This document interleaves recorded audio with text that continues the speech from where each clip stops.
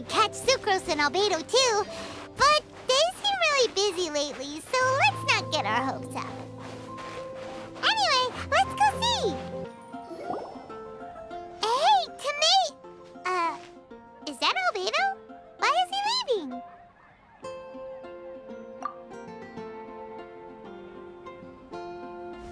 Hey, it's the Traveler and Paimon. Hello, you two. It's been a long time. Were you having a really serious discussion right now or something? Just a regular catch-up.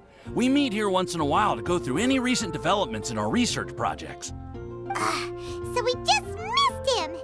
Maybe we should have hollered to him. He didn't look in the best of moods just now, though. Was he upset about something? If so, he probably wouldn't have been in the mood to help out anyway. Upset? You mean Albedo? Yeah, he wasn't looking his usual self. Upset? Uh-oh. I wonder if... What are you looking at me for? I wonder if Timaeus' research topic is so boring that Albedo finally snapped. Surely not. It's not that boring, is it? Nah. Anyway, Paimon wanted to ask you for a favor, Timaeus. A favor? Well, sure. How can I help?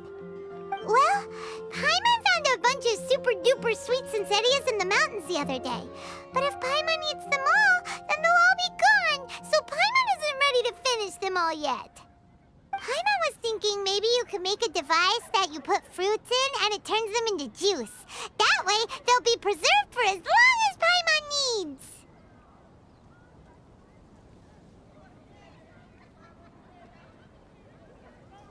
Oh, yeah, I'm afraid that sort of thing is a little... Huh? Seems pretty straightforward to Paimon. Can't you do it? Paimon, I'm afraid you've entered into the realm of the weird and wonderful with this one. Okay. So how about you, Sucrose? Any idea? I'm sorry. It doesn't sound like it falls within my area of expertise. I could give it a try if you really want, but I'd probably just end up giving all your precious fruits arms and legs. Whoa, your tone is so calm, but your words are so terrifying. You'd think I'd be used to this by now. Well, as you know, my focus is on bioalchemy. Besides, keeping things fresh forever is just not possible. If you just wanted to modify certain properties of the fruit or their seeds, on the other hand, I'd easily be able to help with that. Alchemists usually focus in on their own research areas. Take us, for example. Timaeus, Albedo, and I all have very different research foci. Paimon, your idea is very imaginative, but it's beyond Timaeus' and my ability. I don't think even Albedo can make such an incredible device. After all, alchemy is not mechanics. There is a big difference between the two. Huh? Well, excuse Paimon for overestimating the power of alchemy. In fact, before Albedo showed up, everyone in Mondstadt thought alchemy was useless. Of course, we know better now. But even then, I have to admit, alchemy is only one of the many wondrous arts in the world. It's certainly not some kind of all-powerful magic that can simply take a substance and preserve it indefinitely. Sorry. That wasn't meant as a criticism against you personally. Paimon just wanted some fruit juice. What's wrong with that? Oh, of course, these are just Timaeus' and my subjective opinions on the matter. If you're really intent on pursuing this wondrous device, you can try your luck asking Albedo. But I wouldn't get your hopes up. If he has no idea how to make one either, you'll have to give up on the idea. He doesn't seem to be in a good mood today, though. What if he ignores us? He won't. Albedo is not that kind of person.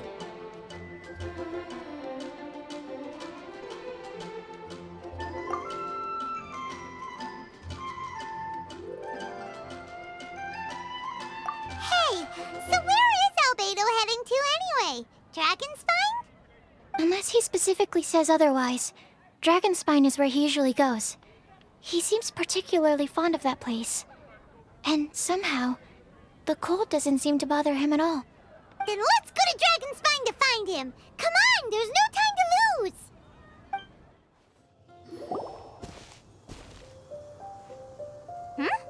This looks lively. What's the occasion? Let's go and have a look. Hey, Traveler and Paimon. Fancy meeting you all the way out here. Amber? Cyrus? Halid? What's everyone doing at Dragonspine? Don't you mind the cold? Oh, the Traveler is joining us too. Oh, great! Fantastic! Wonderful! The more the merrier. I agree. I feel much better with the Traveler joining us. Definitely the kind of person you want to have around in a tight spot. Oh, right! Paimon remembers most of these people are from the Adventurers Guild. Then again, it seems a certain Outrider is doing too. Allow me to explain. The Adventurers Guild is holding winter training on Dragonspine. As you know, our members have varying levels of adventure experience. Dragonspine is an excellent place for budding adventurers to challenge themselves and improve, but it's dangerous to go alone. So, we made a plan for senior members to pair up with junior members. This way, everyone can experience training on Dragonspine together under safe and controlled circumstances. Now, every adventurer can progress together. I've been working on this grand plan for half a year now, and it's finally coming together! It's a great plan, isn't it? Hey, you are an outstanding adventurer. Surely you must be willing to join us and help out. Is the Adventurers Guild short on experienced members? Well, that's part of it, actually. The other reason is, when I was patrolling the perimeter of Dragonspine, I found a lost kid named Joel. I heard he lives here on the camp, so I escorted him back. I know, Joel's father went missing. I totally sympathize with how much Joel misses his family. Dragonspine is so bleak and deserted. It must have been so lonely for him here. Aw, Amber. Anyway, I wanted to do something to cheer Joel up, so I said I'd build a snowman with him. It's something he enjoys doing. It also gives me a chance to stay here for a while and help Cyrus out. Aw, really? Thank you. Let's go meet up with Joel then. Oh, I invited another friend of mine to join too. She should be here any second. She'll be perfect for this kind of thing. Hey, Cyrus, we've got to take off. Is that okay? No problem. Go ahead. I still have some final checks to make, so I will call you before we depart. Yes. It feels like every time I try to drum up some enthusiasm for my idea, nobody wants to know. But whenever the young lass starts talking, everyone rallies behind her. What am I doing wrong? Hey, don't talk that way, Cyrus. You're the branch master. You're awesome.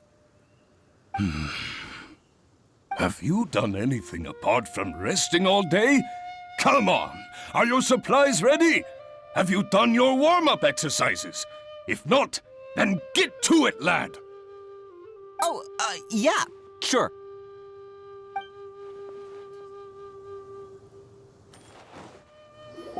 Hey, Joel, we're here. Hi, everyone. I'm so happy right now. It's nice to have so many people to hang out with. Are you here to build a snowman too? Build a snowman?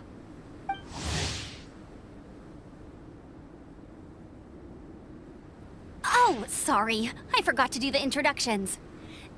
This is Eula, the Spindrift Knight and captain of the Knights of Favonius Reconnaissance Company. Amber, you're being far too formal. The child is never going to remember all that. Please, just call me Eula. Okay, Auntie Eula. You can call me Joel. Auntie Eula? Uh-oh. Eula's gonna add that to her long list of scores to settle. All right, if that's what you want to call me, go right ahead. Whoa! Eula just let something go for once? Amber, what's this I hear about a snowman? I came to assist because you told me the Adventurers Guild was short-handed. Yeah, that's something else. But look, Joel's at the age where he should be having fun, and there's nothing to play with on Dragonspine. He used to build snowmen with his dad, and since his dad's not around, we're keeping him company instead. Besides, Eula, it's gotta be more fun than taking an ice bath all by yourself. Let's combine our forces and build ourselves a huge snowman. It'll be a ton of fun. Yep. Count Paimon in too. Paimon wants to build a snowman. Auntie Eula, are you too busy to join in? If so, it's okay. I understand. No, nothing like that. My mind was on something else, that's all. Building a snowman with Joel, are we? Sounds wonderful. I'd be delighted to join you.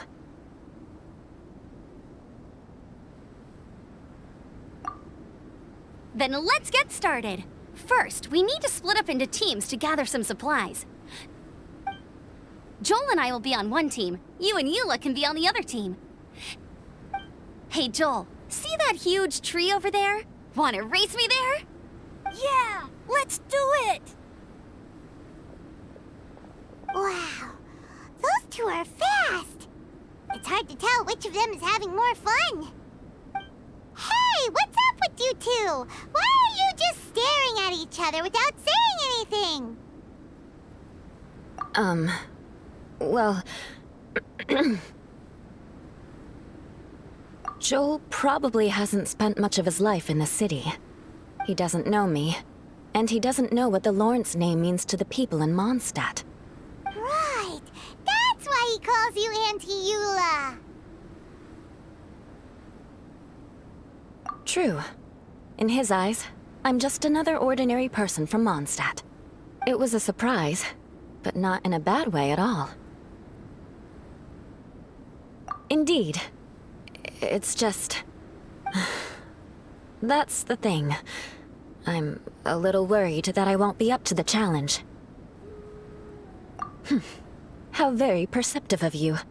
Were you staring at me the whole time when everyone was talking? You shan't be getting off lightly for that. The truth is, I'm a little concerned that I might be quite inept at building snowmen. I have never built a snowman before. My upbringing was very strict, so I never had the chance when I was a child.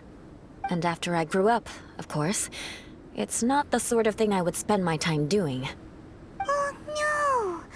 Paimon's starting to feel sorry for Eula.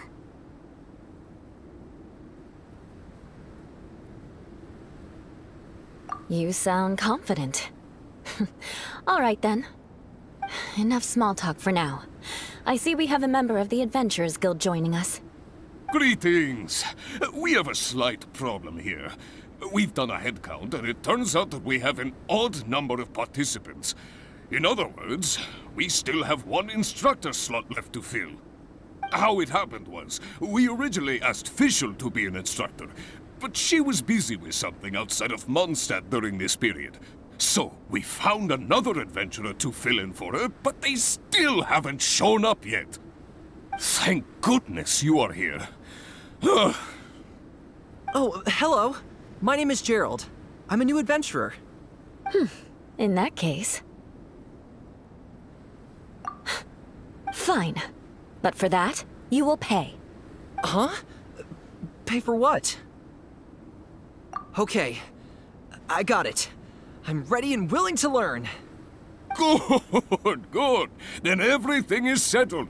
Thank you for your help, Eula. If anybody else signs up later, I may have to ask for your help as well. Why did you give the spot to Eula? Oh, okay. You're so nice. Paimon noticed Eula smiled just now. It must have meant a lot to her. To be honest, Eula really is the best candidate for an instructor. Most people would find it hard to cope on the mountain because of the sheer cold, but not her! Oh, now Paimon gets it. This must be the whole reason why Amber got Eula involved in the supplies, but now Eula's busy with other stuff, and, Paimon doesn't feel like going around collecting things. How do you think Amber and Joel are doing? Let's head up the mountain and see what they're up to. Strange. Didn't they say they were going this way? Where the heck are they? Did we get here too late? Have they moved on already?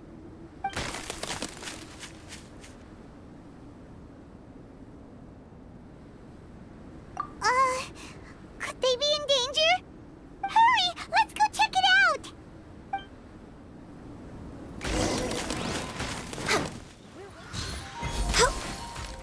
It's coming from that direction!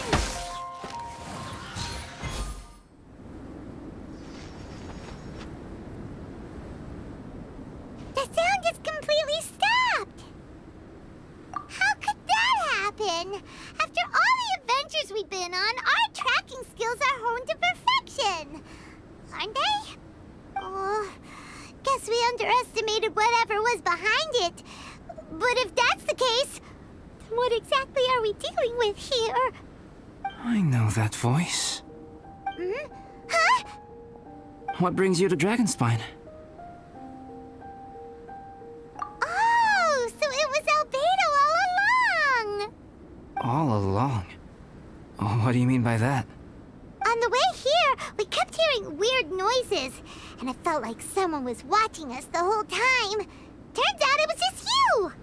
Honestly, you really gave us the creeps. If you're bored up here, go find something useful to do. Don't go sneaking around scaring the poop out of people! The things you felt and heard could easily be attributed to animals, or bandits, perhaps. You should be wary at all times in this environment. There are all too many ways to sustain losses here if you aren't careful.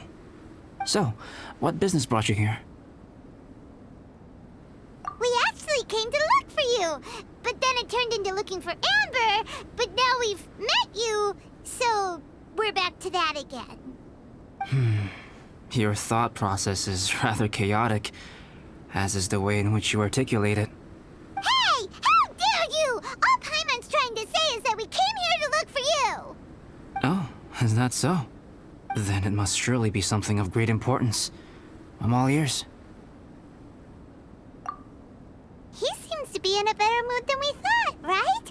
Does that mean Timaeus' stupidity doesn't really get to him after all? Huh. Okay, let's just forget that ever came up. That's okay if you can't tell me about it. Just treat this as an opportunity to stroll on the mountain and enjoy the view. So basically, the truth is we're here on adventurer duty. Oh, I see. So you foisted the rookie off onto Eula so that you could wander off and goof around? We're not goofing around! And Eula was the right person for the job! We were just being nice. What about you then, huh? What are you doing on Dragonspine? A friend commissioned me to do some artwork recently, and I have yet to finish. I came here because it's a quiet place where I can gather my thoughts, gather inspiration, and gather some raw materials while I'm at it. Raw materials? For what? Paint. Star silver can be used to make high-quality silver paint. I just ran out of my previous batch, so I'll collect some ore while I'm here. Ore can be used to make paint? Yes, but you have to be selective with the specimens you choose. Even with a high level of impurities, star silver still contains fine silver-colored particles, but they lack luster, which impacts the color saturation of the pigment made from them. Paint made with such pigment is generally viewed as a fake or a defective product. Interesting. So, paint aside, can you talk about how you find inspiration? Paimon wants to learn. You want to learn to paint? No, not for me. For the Traveler. Paimon wants the Traveler to learn how to paint. During our travels, we sometimes have nights where there's nothing to do. It'd sure be nice to do something memorable rather than just sit around. Painting is a great example because it can capture a moment in time. So it seems like it's definitely a worthwhile skill to have. Yep, Why not? Once you mastered it, you can paint Paimon! Not a bad idea. Well, since you two would like to learn more about painting, why don't you come with me to the campsite? I have painting materials there.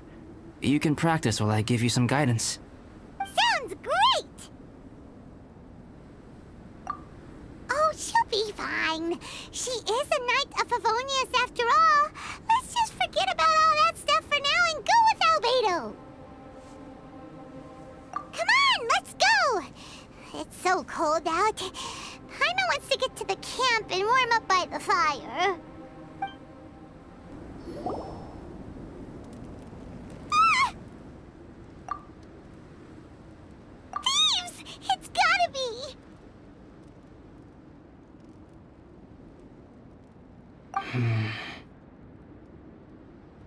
Some things are missing. Nothing valuable, hopefully. Wait, where's Paimon's Mora? It's hard to say their value, but some of my alchemy notes are missing. Alchemy notes? Would they fetch a high price? To the uninitiated, they are merely scraps of paper. But for someone who knows what they're doing, the knowledge contained in those notes is more valuable than any treasure. So you're saying only someone who knows alchemy would have stolen them? But the only people who come to Dragonspine are adventurers, thieves, and monsters. What use would any of them have with your notes? I feel the same way. However, hilly trail break-ins and other such incidents are not unheard of on Dragonspine. It's difficult to draw a conclusion based solely on the evidence at hand.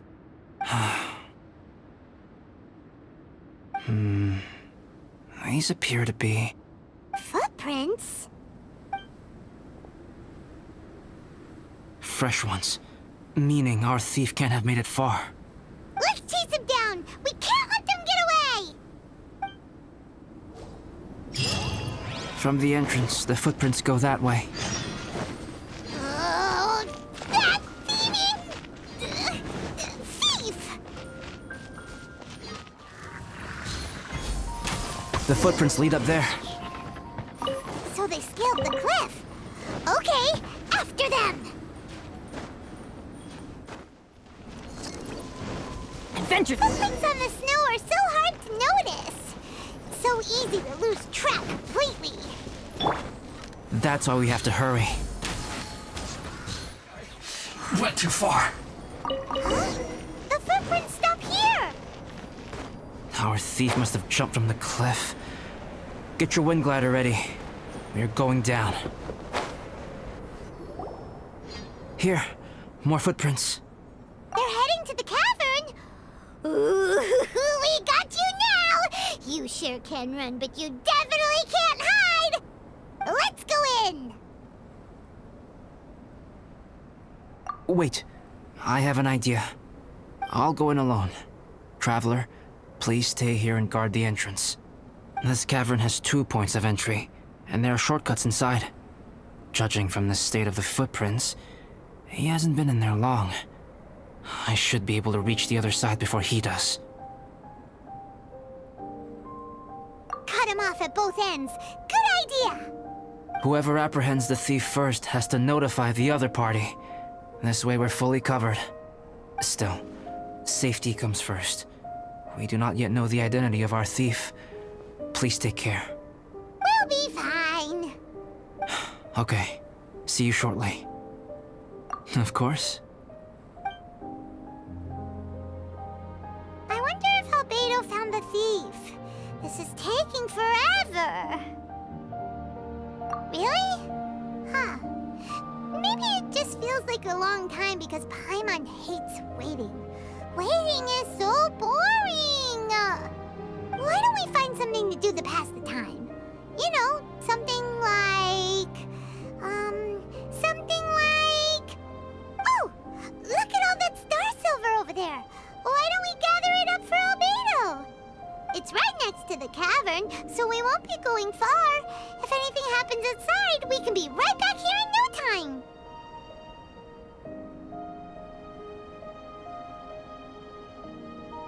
Yay! Let's get started!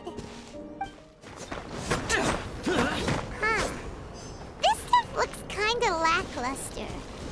Is that because of the impurities like Albedo was talking about? Hey, this one's not bad.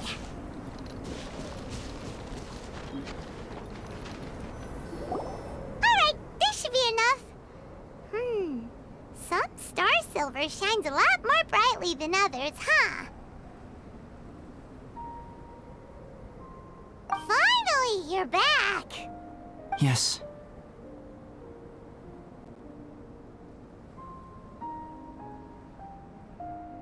Sorry.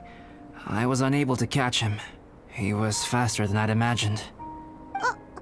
Oh, so after all that, we still don't even know who the thief was? What a waste! Still, we won't be going back completely empty-handed. We did some mining! Mining? Yeah, for star silver. Look, we got quite a lot! It's just like you said. Some are really bright and shiny, and others just look like regular lumps of rock with a little shiny bit here or there. Star silver. I was merely saying what was on the front of my mind. I hadn't thought you would genuinely go and gather some. Well, you said they can be turned into paint, so we got pretty curious. Also, if it weren't for that thief, we'd be making paint by now anyway, right? Or even painting by this point. Anyway, it's all the thief's fault for wasting our time. Yes, it's all the thief's fault.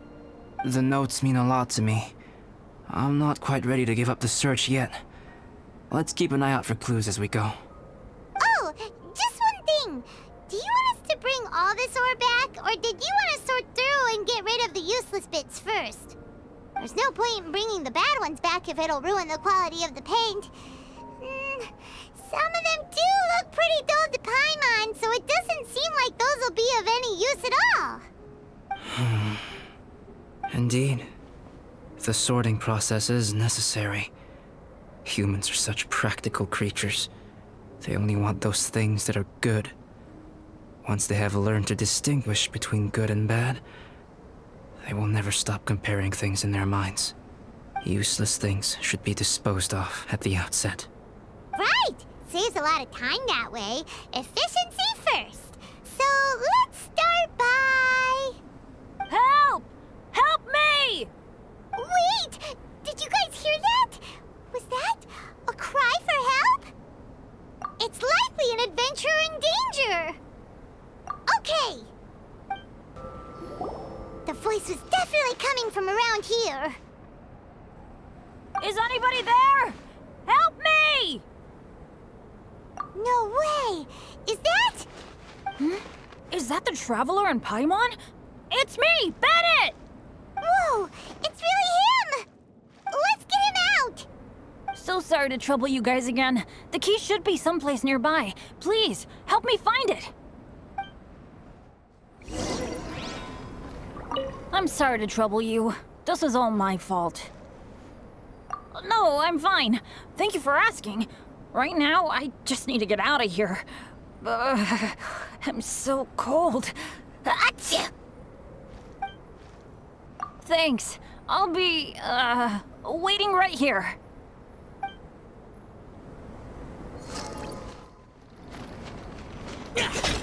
Wow, so much clutter! Oh, we're not gonna find the key here, surely! Uh-oh, we got company! Oh, so they kept the key with them! Huh. We were searching around for nothing. Oh, finally, I'm out. Thank you so much. If only there hadn't been rocks mixed in with the snow on the tree, it wouldn't have made me all dizzy when it fell down onto my head. And then I would have never walked into the Fatui's trap. Bennett? In a cage? Never saw that coming. I won't bore you with the rest of the details. Just me being unlucky again.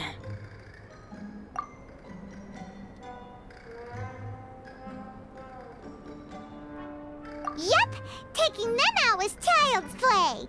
No need to thank us. You did? That's so nice of you guys. I know they were probably just following orders.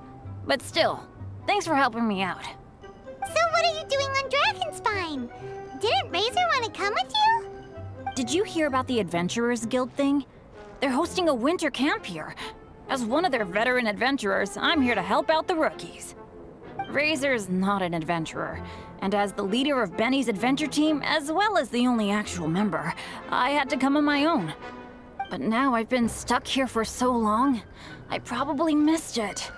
Oh, I hope Cyrus doesn't get mad at me. Oh!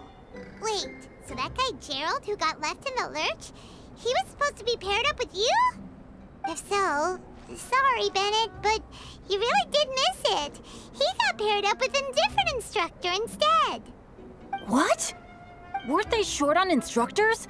Where'd they suddenly get extras from? A few people from the Knights of Favonius stepped up in order to help support the event, so they ended up with more instructors than students.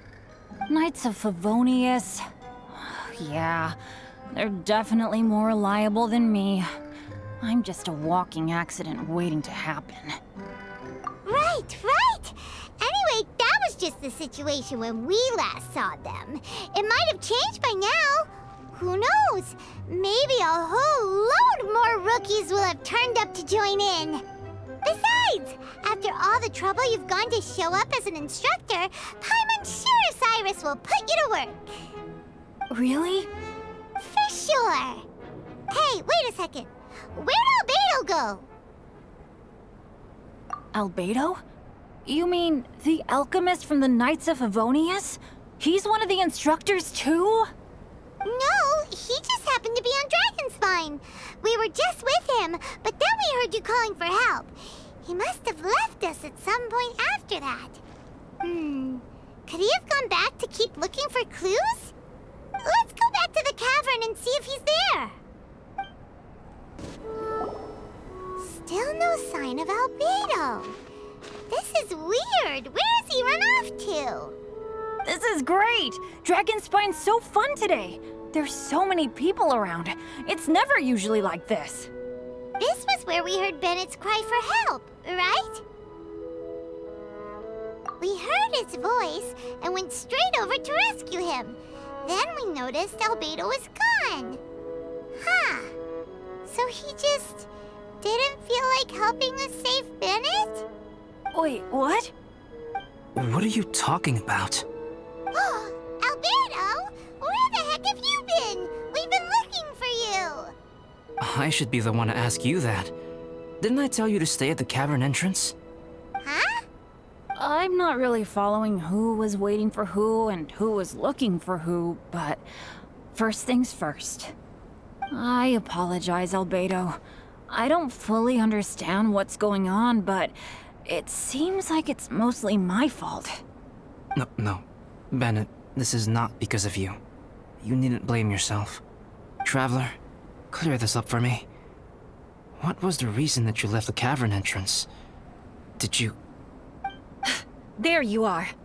Stay right there. You have a lot of explaining to do. What? Me? Huh? Eula? Aren't you supposed to be helping the new guy? Yes, that's what I would be doing, if I hadn't been interrupted by a certain someone's malicious scheming. Albedo, I saw you taking Joel towards the wasteland at the edge of Dragonspine.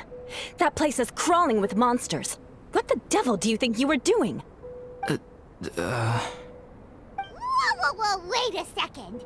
What's going on? Actually, wrong question. How much stuff is going on? When I came to stop you from leading Joel any further, your first reaction was to throw the child down and attack me. When I fought back, you quickly fled. Care to explain? I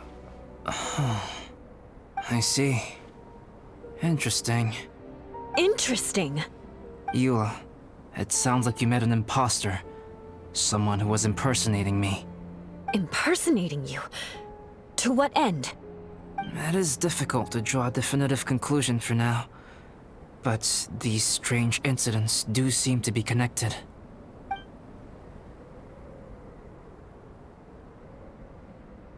Your alchemy notes were stolen. Can the Traveler and Paimon testify that the three of you were together up until you entered the cavern? Yes, we can confirm that. As things stand, I don't have any reason to harm the child. Whoever you met is likely to be both the thief who stole my notes and also an imposter. Of course, it's entirely natural for you to be skeptical of my story. I was separated from the Traveler and Paimon for a significant duration while we were pursuing the thief. My word alone cannot serve as a definitive account of my actions and whereabouts during that period. But the Traveler and Paimon can at least testify that I was not the individual who tore up the campsite or stole my notes. Albedo, do you have any enemies? Could it be one of your enemies impersonating you to get revenge on you or something? I don't have any enemies. And I'm not aware of having given anyone cause to exact vengeance upon me. There is insufficient evidence to assert what happened with any certainty at this point. Given how serious the situation is, I intend to investigate it myself, even if you decide not to pursue it any further. Eula, I won't discourage your ongoing suspicion of me if you can't believe my story. Though, naturally, I would hope you can afford me some credibility on account of our solidarity as fellow members of the Knights of Favonius. Traveler, Paimon, Bennett, if you are willing, I welcome you to monitor my activities beyond this point so that you can act as my witnesses. If I am what this imposter wants, he will come looking for me again eventually. Things can only become clearer from that point on. I'll give you the benefit of the doubt, as preposterous as your claims sound. And I will choose to believe that an imposter went after Joel, and not you. I will keep Joel safe. If you need any support with the investigation, contact myself and Amber. You have my gratitude. As far as Amber goes, I will... Eula! Eula! Where are you? Amber, we're here! Eula! Oh, and Traveler, Paimon, Albedo, and Bennett. You're all together. Great. Bennett, I'm glad I ran into you here. Cyrus was telling me you still hadn't shown up. He was getting worried you might have run into some trouble. Yeah, I ran into a little trouble. Thanks for your concern. Sure thing. Well, now that I found you, let's go check in with Cyrus. But before that, has something come up? How come you're all gathered here together? Need any help?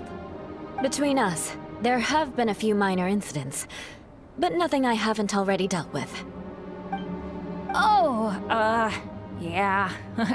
It's my fault, really. All because of my bad luck. But everything is fine now. So, it's all set then? Great!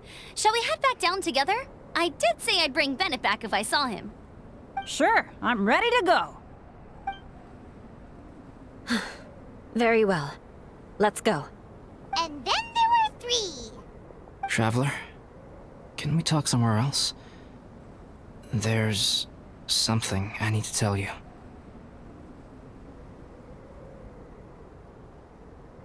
Let's go to my camp. My camp is somewhere that we can talk openly, without reservation. But before that... Whoa, what a mess! Thank you. I appreciate it.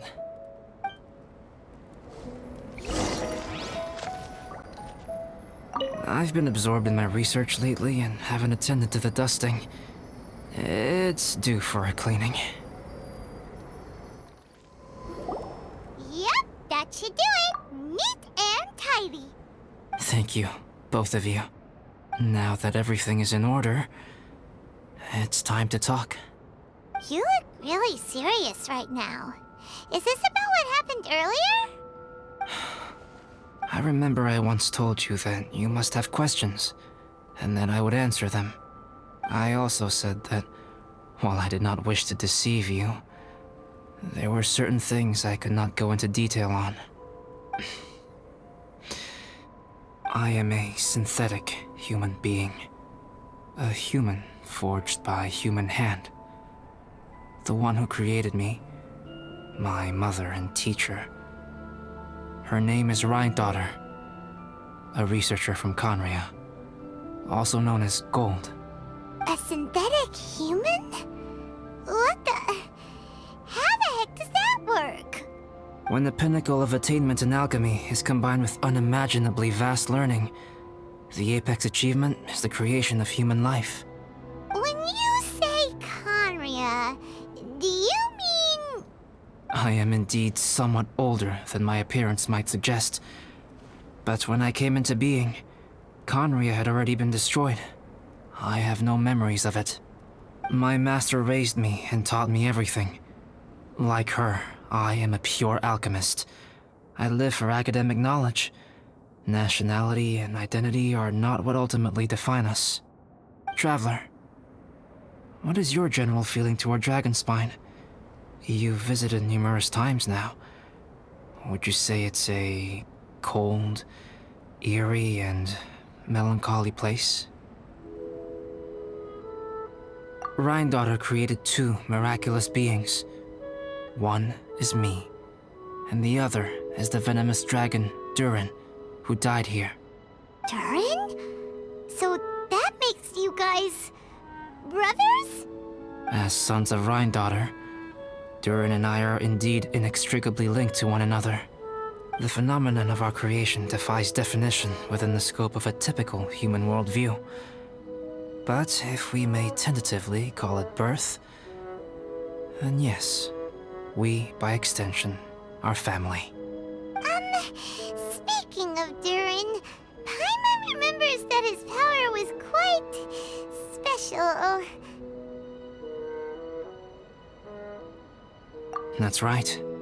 Because of this, whenever strange things happen on Dragonspine, it always makes me wonder. For instance, the feeling of being watched that you described, as well as the sounds you heard, and the one impersonating me that Eula met. Oh, right! Paimon knows what you mean! When Eula and the others were here just now, the Traveler gave me a look as if to say, don't say anything. Probably because it would only make you more suspicious, so Paimon kept quiet. But Paimon noticed that you came out of the cavern not too long after going in, and you told us that you didn't manage to catch the thief. Then we heard Bennett calling for help, so we went to rescue him.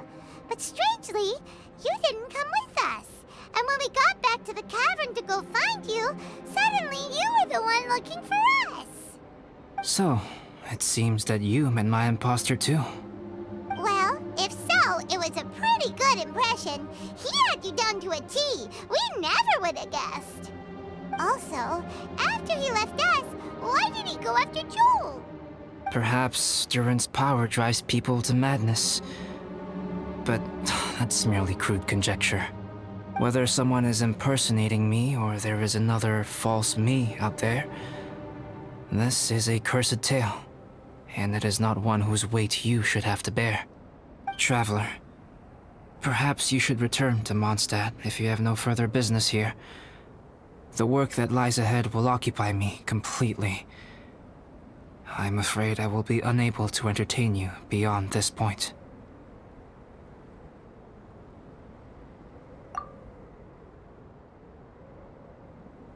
Yeah, we're Dragonspine veterans by now. If there's something really bad going on, we can't just leave you here to deal with it on your own. That wouldn't be very nice now, would it? Besides, there's no one else in Mondstadt that you can talk to about this. Sucrose and Timaeus don't know your secret. Yeah, don't push us away at a time like this. All right. Thank you. You were intending to participate in that winter camp, if I recall correctly. That could serve as an excellent pretext for you to remain on the mountain. In that case, please join in the activities of the Adventurers Guild as planned, and be on the lookout for any leads while you're at it. If anyone sees me, or someone like me... We'll be sure to pass the info straight on to you. Good. Then we're agreed. Okay, let's split up to look for clues, then meet back here at this camp in a few days' time. Sounds good to me. But please, whatever happens, put your safety first at all times.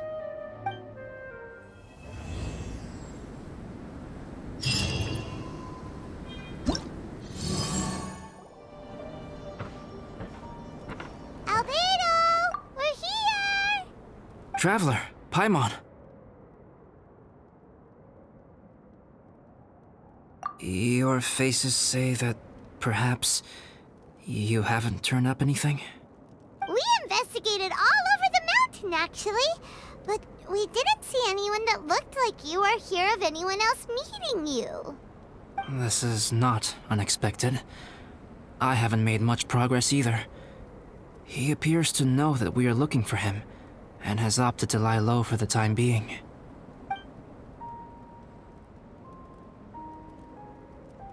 Still, there is one thing I found. I discovered footprints on some parts of the mountain, and although they were a little covered by the snow, I could tell they'd been left by someone of a similar size to myself. The footprints were quite numerous, so I believe my next step will be to rule out each of the adventurers active on Dragonspine, one by one. We can help with that. We have plenty of contact with the adventurers. So now we... Ah! What was that? It came from that direction.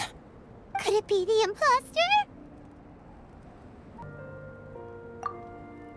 Yes, let's hurry.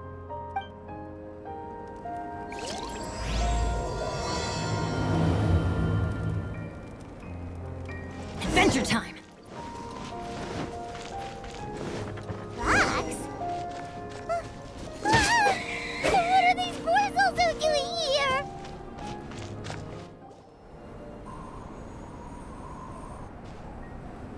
Hey, did you see that? Did those rocks shake just now?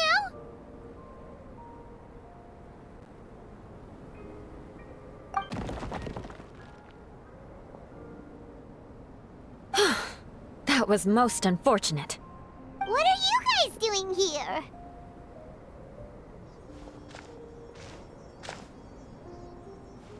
I have to agree. We've been wandering this area for days. We ran into Pallet earlier. You know, the, kind of a reckless sort of guy. You know the one? Anyway, he said he was unlucky, so I gave him some adventuring survival tips. After that, he disappeared to rejoin the training camp. Wait. Are you saying that after all this time you still haven't made it back to the base camp? Well, as you can see... It was nothing really. We just hit a few landslides and snowdrifts and took a few downhill tumbles. You know the deal.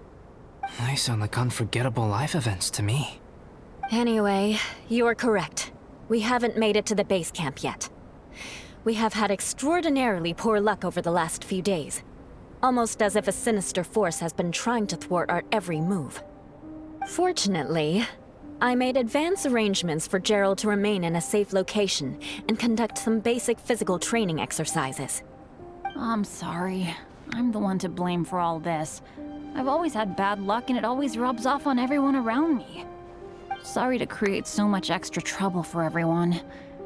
I don't know what to say.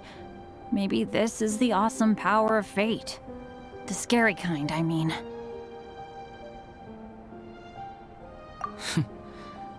I agree. Yep, we're just used to it now. Besides, it's not like we have the most amazing luck ourselves. Really? I think you guys have way better luck than I do. Well, what can we do about that? Oh, Paimon knows! How about Paimon share some of her luck with you? You're welcome to a bit of mine too. Although if the last few days are anything to go by, it seems in pretty short supply at the moment. You guys. Aw, thanks. With a little luck from everyone combined, we'll make it down this mountain for sure. Yeah, you bet! Let me flip a treasure hoarder insignia to test it out. All right, it's tails. The opposite of what I guessed. So you can predict your fortune this way? But why are you so happy that you got it wrong? has two sides, so there's a 50-50 chance of me getting it correct. Luck all comes down to probability, too. So as long as I use up all the bad luck, everything else will go smoothly. Guessing wrong when I flip an insignia is one way to use up some of the bad luck. So the probability of having some good luck in the near future just got a little higher.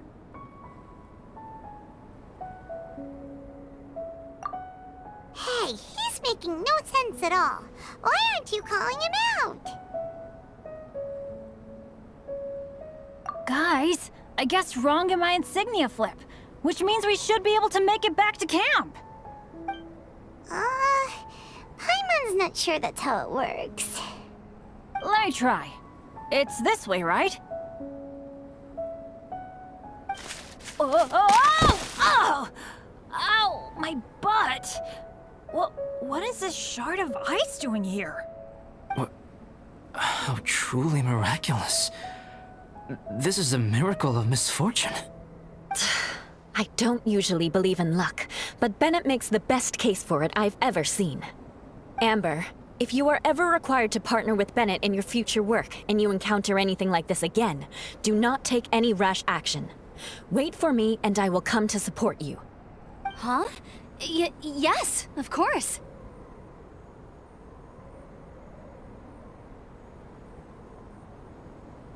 Now that you mention it, I do feel a little tired. Trekking in the mountains has a way of wearing you out. Well, since everyone is tired, why not take a rest in my camp? Paimon's so sleepy. A nice bowl of hot soup and a good sleep would sure be welcome right now. Suddenly, I'm kinda sleepy too. Amber will fall asleep in the snow if we keep going much longer. Come on, let's move. We shall head to Albedo's camp and get some rest, take stock of our supplies, and decide how to get off this mountain.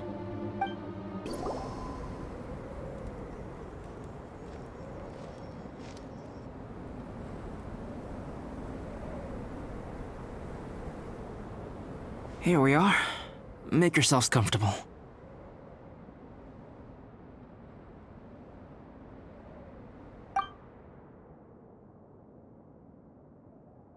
Oh, I forgot I don't have that many chairs. Please wait a moment. What's he doing? Painting? He is. He's painting a chair. Wait, alchemy can turn paintings into objects? How is this possible? My paintings are like blueprints. Alchemy simply enables me to omit the manufacturing part of the process. It's an elementary level technique. With enough research and experimentation, this same technique can even be used to create living beings. Whoa. Well, since you can magically produce chairs, can I have one with a backrest?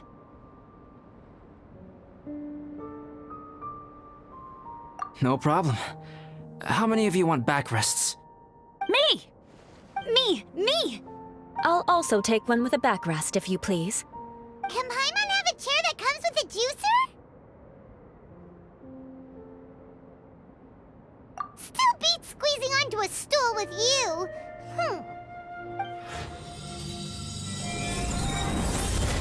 Cool, we have chairs now! This is so comfortable! Makes me want to stay the night here. You're very welcome to stay overnight if you wish. There's still some time before dinner. Get some rest, everyone. I'll tend the stove. Hey now, we can't be letting you do all the work. I can help. Please, put me to work. I wonder if there's anything I could do to help out. Oh, you mean Gerald? I heard that Eula developed a whole training program for him. He might be new, but I bet he'll improve pretty quickly with a mentor like that. I feel bad. It's hard knowing that I've been causing so much trouble for everyone. Being a little unlucky is usually no big deal for me. But in a place like this, it makes me worry that something really bad might come of it. No, wait, I shouldn't have said that. I might have actually jinxed it now.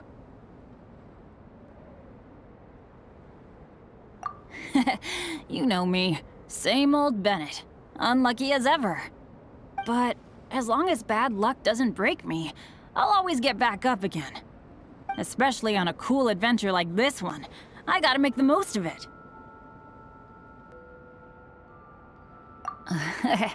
Sorry for dragging you guys into another situation. I didn't used to know any of these knights very well, but after spending some time with them on this trip, it's really opened my eyes to my own shortcomings. They're all so talented and kind. I have a lot to learn from them. Oh yeah, you gotta tell me sometime how you managed to make friends with so many talented people. Okay, cool. Make sure you eat plenty when dinner's ready.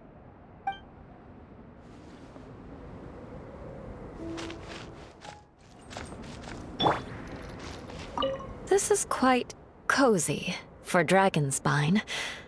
I'm pleasantly surprised. I gave it a try, and I actually quite enjoyed it. But Amber said the snowman I made was too artistic. Apparently, the conventional style is more rotund in appearance. I couldn't tell if she was complimenting me or mocking me. Either way, I'm not about to let it go.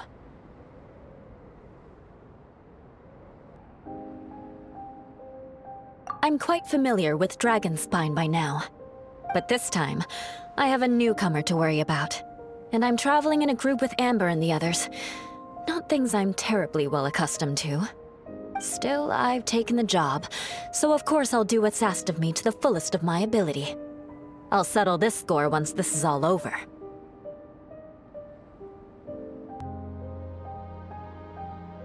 Me? I'm coping perfectly well. I don't need looking after. You should talk to Amber and Bennett. They're not as well acquainted with Dragonspine as I am. Seeing how much you can find to talk about even with Albedo, you must be quite the conversationalist. So put that skill to good use. Teach them all how to survive on Dragonspine. I'm sure this is well within your capability, no? If you're talking about Bennett's situation, I think I'm used to it now. It's hardly the end of the world. Don't ruminate on it. Take this chance to get some proper rest. The nights are long on Dragonspine. A glass of ice-cold wine would not go amiss right now. Don't mind me. Just do whatever you like.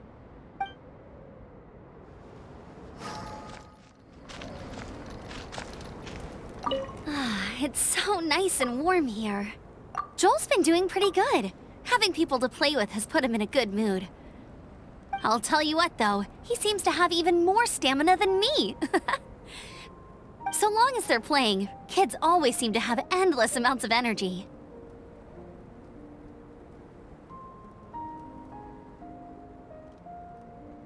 It's more dangerous up here than I thought. In a hostile environment like this, even a Knight of Favonius has to keep their eyes open and keep their wits about them at all times. Still, this has been a pretty unique adventure for me. It's definitely been worth it. You know, when I was keeping Joel company, I started missing my grandfather really bad. After he disappeared, I never saw him again. I have no idea how he's doing. But at least what I can do is focus on being a great outrider. If I can do that well, I know he'd be proud. Oh, all that? Don't worry about it. Eula is a good person. She might not show it, but she'd never let that kind of stuff get to her. As for Bennett, he seems like the kind of guy who can keep his spirits up when things aren't going well. I feel bad having to ask so much of Albedo, though. Still, it's kind of nice to have everyone together like this, so yay for silver linings! Sure thing. Bet you're tired as well. You should get some rest, too.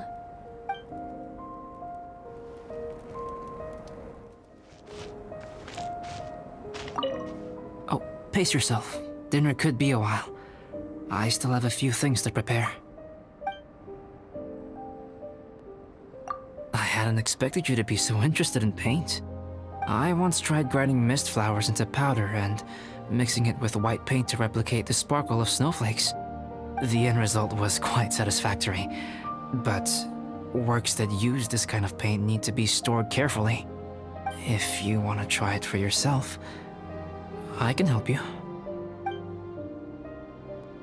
Even now, I don't believe I have fully grasped the nature of the threat that Dragonspine poses. But I will endeavor to keep you safe. That much you can trust in. I wish I could simply respond with, I'm fine. But you are a true friend to me, so I should be honest with you. Recently, certain questions have been occupying my mind. Questions about the nature of life and creation. However, I feel that rushing into a discussion with you on these topics before my ideas on them are fully formulated will bring you far more confusion than clarity. So I will wait till my thoughts are clear in my own head before I share them with you. Until then, please forgive me. Oh, don't worry about it. A chance like this to gather around the fire and chat into the night is a rare and precious one for me. I won't participate in the conversation much. It's just a habit of mine. But please know that I am enjoying the atmosphere all the same. Of course, I'm happy to continue chatting with you if you'd like. This is my camp, but let's not get bogged down in technicalities. I want you to be able to relax and make yourself at home here.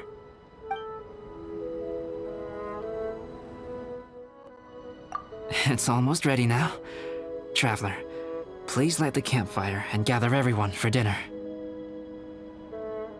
Yay! Dinner's ready! Food's ready, everyone! Come on, let's eat! I made a few dishes based on some popular Mondstadt recipes.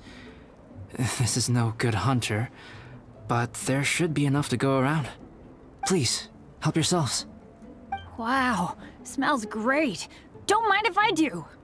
Wait, don't steal all the fried vegetables. Leave some for me. Hey!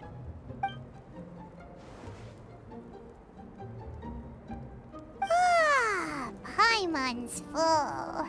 What a great meal! Albedo, you're too modest. These dishes are as good as anything you'd find in a top restaurant. Are all alchemists so good at cooking? You may be onto something there. Right? Paimon thinks so too. It's his lab manner that gives it away. The kind of guy who holds a potion bottle as steady as a rock isn't the kind of guy who's gonna be slapdash with his salt and pepper. Actually, that makes a lot of sense.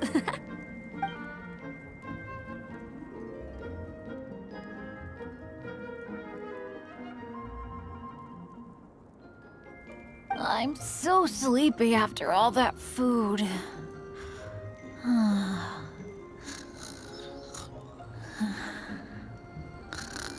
Did Bennett fall asleep sitting up? He must be totally wiped out.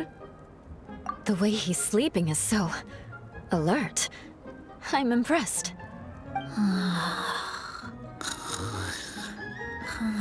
He seems to be in a deep sleep. Ooh, Paimon wonders if he sleep talks. Oh, no, Dad, no apples for me. I want sticky honey roast and fisherman's toast. Sticky honey roast. That's your favorite, isn't it, Amber? Sure is. Give me a sticky honey roast from Good Hunter any day. I used to take Eula to Good Hunter a lot back when we first met. Before long, Sarah would start cooking our usual orders as soon as she saw us coming. She said we ordered the same thing so often that it was practically muscle memory by that point. She also said that if everyone in Mondstadt ordered like we do, her job would be so much easier. All she'd have to do is memorize everyone's favorites. Always eating together. Aww, it's nice that you two are so close. The Traveler and Paimon always eat together too. It's a sure sign of true friendship. Two people simply sharing a meal says nothing either way about the relationship between them. That depends if it's a one-off meal or a regular occurrence. Aha! Paimon just noticed something. Whenever Eula doesn't want to admit to something, she raises her chin or puts her hands on her hips. Ah, you've all picked up on that. Didn't know Eula's tells were so easy to spot. We are done here, yes? I am free to go, am I not? Then please excuse me. I have a frozen lake I need to be at. You're going for an ice bath at this time of night? Wait up! Don't go without me! I thought you wanted to get some sleep. So maybe you should stay here and rest. No, I should come with you. It's late, and it's dark, and you're not good with directions like I am. Come on, let's go together.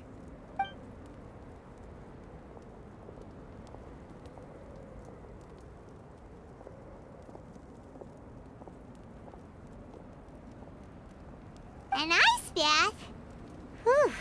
Rather them than Paimon. So much roast meat. Oh, hey, Dad. I'm doing all right. I'm the leader of my own adventure team now. Wow. Bennett really is a sleep talker. Okay, looks like we got some downtime now. All right, you two. Time to paint.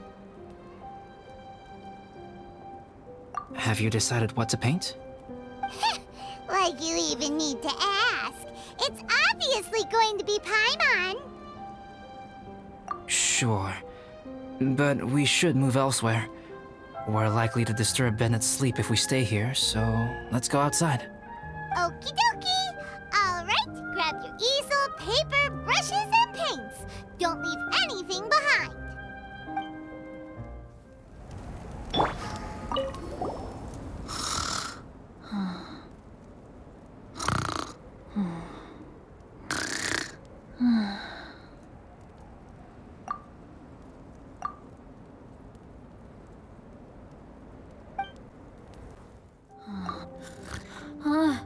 Hey, Paimon, no, don't touch that.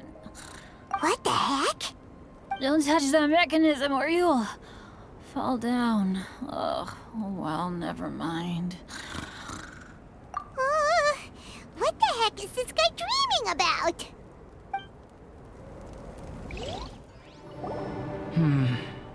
Let's paint here. Allow Paimon to adopt an elegant pose for your artistic reference. Hey! What's that look for? Cut the attitude and start putting your perfect Paimon down on the page. You better take this seriously, because this is going on Paimon's wall. Confidence is a good thing. Those to whom it is endowed do well to flaunt it. I'm looking forward to the finished piece. Alright, let's start with the head. Now, in your mind's eye, what is written on Paimon's face? Huh? Is that how Paimon really looks to you? Okay, forget it. We can come back to that. Let's move on to the body. Come on, paint what you see when you look at Paimon.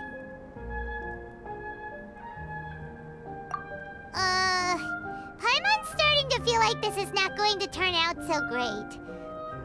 Now Paimon's getting nervous.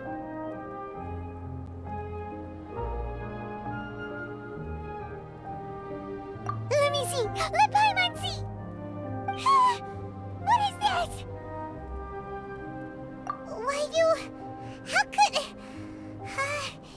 Paimon is lost for words. The brushwork is smooth, and the composition seems professional quality. You had no problems there. So what the heck happened with the face, huh? Explain that stupid expression! Explain it! Smooth, professional quality. And those eyes! Those boring, lifeless eyes! Where's the soul? Traveler? Have you previously received any education in the fine arts? Oh, really? So it's just a hobby then? Well, that sure explains a lot.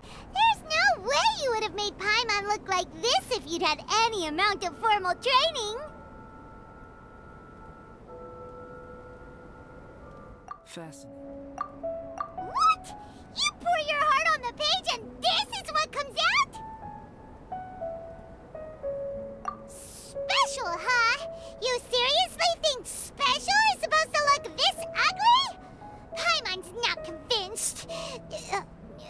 But Paimon is struggling to come up with a comeback. Fascinating. Paimon, if this is not to your liking, I can make a few amendments. Traveler, what do you think?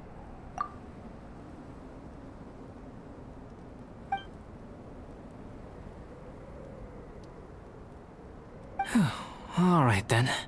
Paimon, is this better? It's a total ground-up overhaul, that's what it is! It's so pretty! Is that really what Paimon looks like? Adding flourish to the finished piece is an essential component of what makes art... art. This is not to say that you differ from the painting on a fundamental level, rather that the real you and the you in the painting present two different styles of beauty. You remain the core reference point for the painting. So, Paimon, you can put your misgivings aside and hang this painting wherever you like. Wow! Thanks, Albedo. Oh, I merely added a flourish here and there. You should be thanking the Traveler. In truth, ground-up overhaul is more or less an accurate description. The more Paimon looks at it, the more she likes it. Great!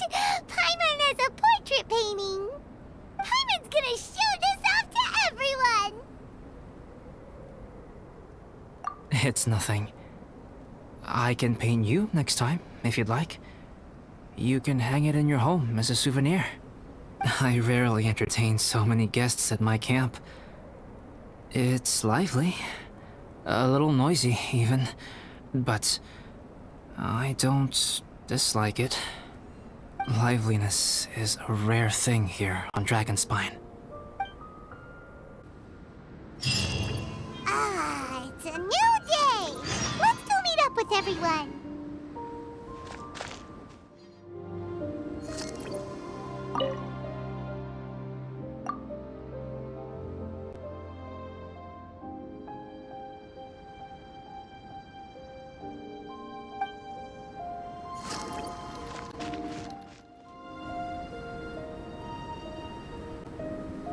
Hey, good morning!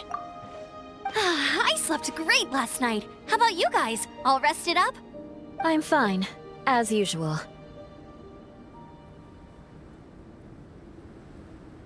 The path down the mountain is easier to follow in the daylight. Let's take this chance to head down to the base camp. Let's go! If we make good time, maybe we can all get lunch together.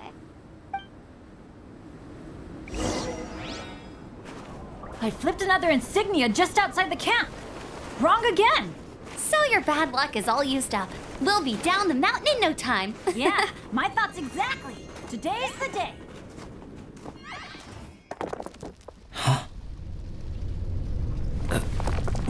Oh no! Avalanche! Look out!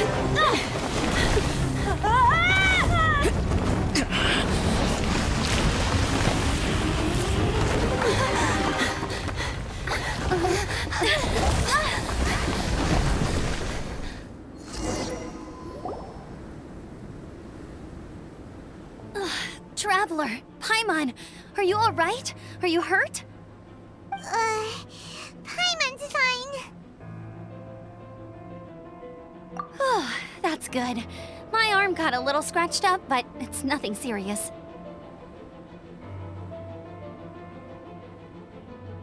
I'm okay, but I don't see the other two. I'm afraid the avalanche may have pushed them off the cliff. They fell down? They'll be okay though, right? I think they're both robust enough to survive the fall. But if the falling debris knocked them unconscious, and they're lying there in the freezing cold, we have to get down there and rescue them, Immediately. Okay, let's move.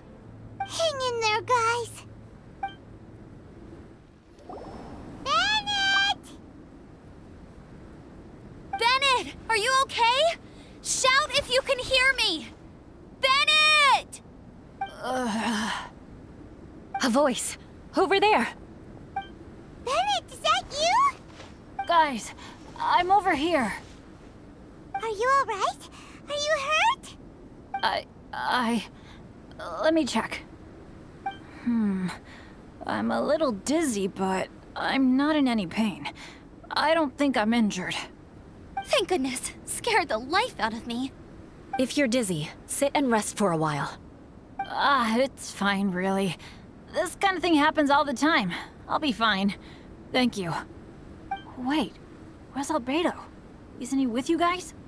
We thought he fell off the cliff with you. He still hasn't shown up? We found Bennett here, so Albedo can't be far away. Keep searching this area. Got it. Albedo! No response. Are we definitely looking in the right place? He's not here either. Let's check with the others. Well, any sign of him? Not a trace. Nothing from me either. Strange.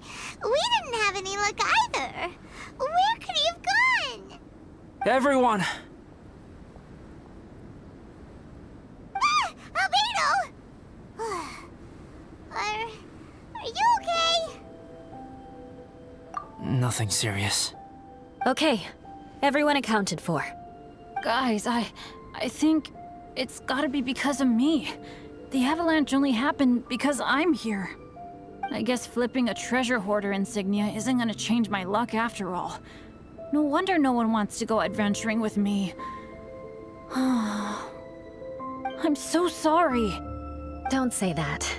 I'm hardly the lucky type myself, so I'm not about to go blaming every little thing that goes wrong on you. Exactly. Besides, Dragonspine is a dangerous place. Avalanches literally come with the territory. Bad luck has nothing to do with it, okay? Traveler, what's wrong? Your face looks... Oh no, did you get hit on the head? Phew. Everyone, the incident is behind us now. We should keep moving. Why do I feel that Dragonspine has become more dangerous than it used to be? I hope it's just my imagination. Our top priority now is to get off the mountain and regroup with the adventurers. Whatever further dangers this mountain has to throw at us, we must face them together. Agreed. Guys, keep your eyes peeled and watch your step. Careful does it. Whew, we've been heading in the right direction for a good length of time now. We must be getting close. I can feel it. Victory is in sight! Hooray! As soon as we get to base camp, Paimon wants a bowl of hot soup and some barbecued meat. I hope we can all get there safely. No more incidents, please.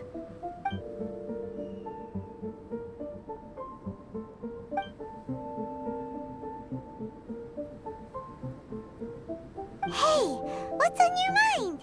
You seem a little distracted. Something's up, isn't it? Are you hungry? Cold? Shall Paimon hug your head to warm you up? I don't think I've spent so much time on Dragonspine before. It sure is cold, but the view is amazing. Isn't it, Eula? Eula?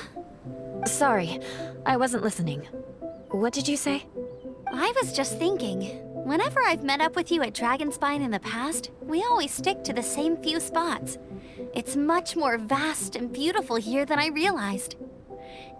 If it were a little warmer and a little safer, I bet this place would be bustling with visitors.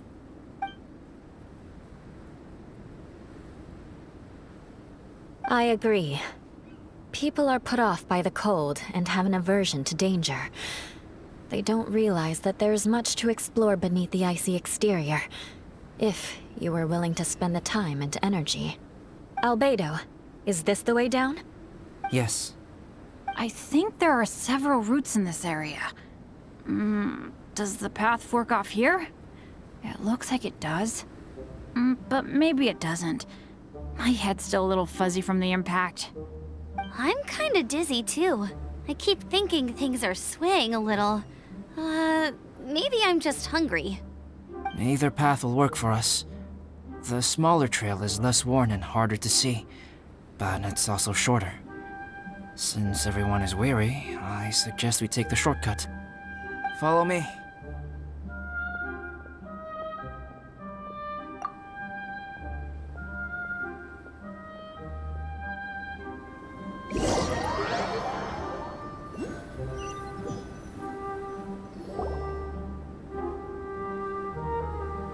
Wait.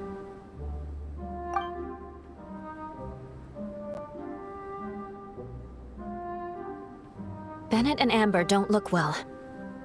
Can we take a break? We can continue once their conditions have improved. Ugh. Now that you mention it. Huh? You hit your head earlier, didn't you? Oh, you noticed. Are you sure it's worth holding everyone up over a little thing like this? No problem at all. Health and safety always come first. Okay, sorry for this. Thank you. Yeah. Thank you.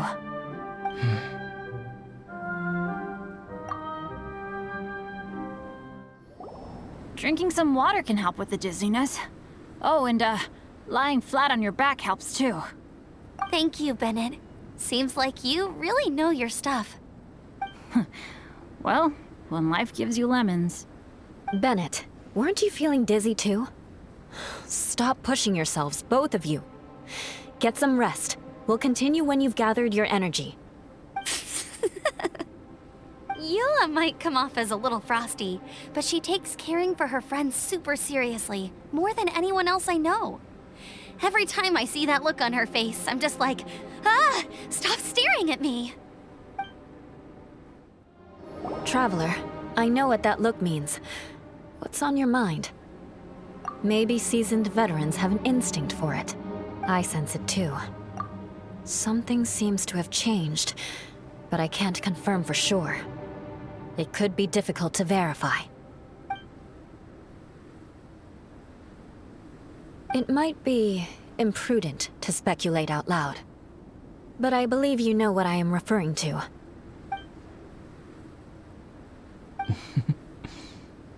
Traveler, I think...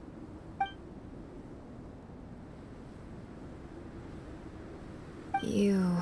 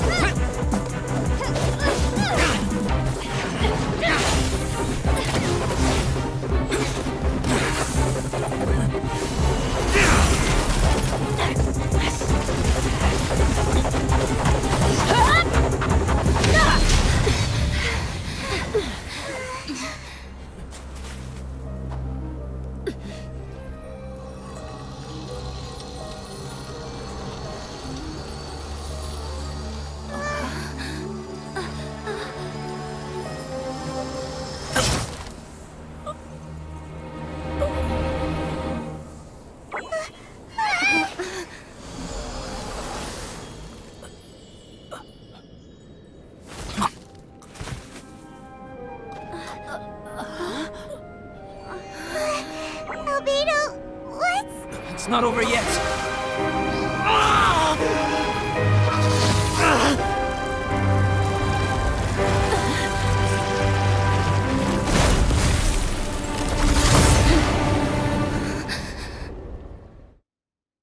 Brace yourselves. This'll be a challenge. Stay back! I'm going to cut this weed down to size!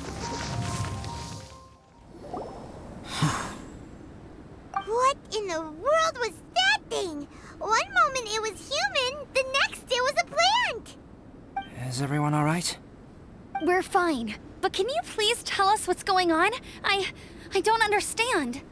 I take it this monster is whom I had the pleasure of meeting last time. Correct. As you might have guessed, this is a mutated whopper flower. An extremely rare kind. But can whopper flowers turn into humans? Not typically, but conditions on Dragonspine are far from typical. Perhaps the dragon's blood seeped into the land, then was passed to the monsters via the ley lines, accelerating their rate of mutation. How could that happen? This mountain is home to the remains of Durin, the venomous dragon. If there is anywhere in the world one might expect life to do unfathomable things, it would most likely be here. Durin was an artificially created life form. Its existence is nothing short of a miracle, and proof of countless possibilities. In other words, this mountain we stand on is a cradle of life's profoundest mysteries. A vast and terrifying hotbed of possibilities. The avalanche. It must have been the work of this imposter. Agreed. All the other troubles you faced on the way down could also have been its handiwork. My guess is that it was targeting everyone that I've had contact with. Right, I forgot all about that. It's not inconceivable. But what was its purpose? Was it just trying to get rid of us? I have a preliminary hypothesis on this. Whopper flowers are masters of mimicry, and those we encounter in the wild often appear in the vicinity of the plants they impersonate. In other words, the whopper flower likely has an instinct to replicate and replace. As a plant, it will disguise itself as another plant and infiltrate the group, hiding among them for cover. The plant being imitated has no way to detect or fight back against this behavior. But when it disguises itself as a human... It wanted to replace you and infiltrate our group? Yes. Maybe it created the avalanche to get rid of us. I predicted this eventuality, so I availed myself of the avalanche to hide and lure it out. It was watching us the whole time, and when it saw that I had disappeared, its instinct was to take my place. At that point, its disguise was complete, and its next move was to hunt its prey. Yes, that's exactly how whopper flowers operate. So when it approached and attacked Joel, what was that? A trial run? Perhaps. Or maybe it enjoyed posing as a human, and wanted to experience what it felt like to be human. We're fortunate to have discovered it in time.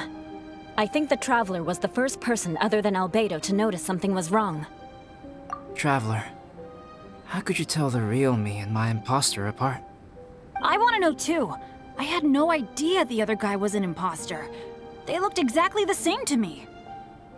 I see. It goes to show how difficult it is to impersonate a human. This mutant whopper flower tried its best to replicate the original exactly, but still managed to miss some details. Unbelievable. To think that Dragonspine creates such terrifying possibilities.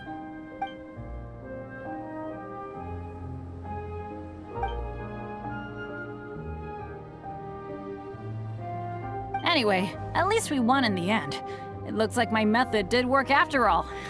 I used up all the bad luck, and the good luck finally came through. About that.